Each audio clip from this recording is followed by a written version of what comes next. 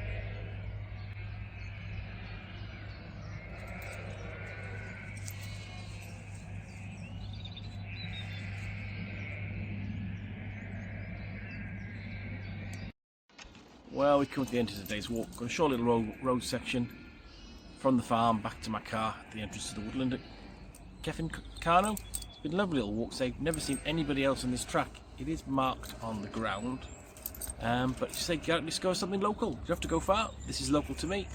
Just find somewhere nice to go, enjoy the fresh air, enjoy the beautiful British / Welsh countryside. Bring you back on the next one. Bye for now.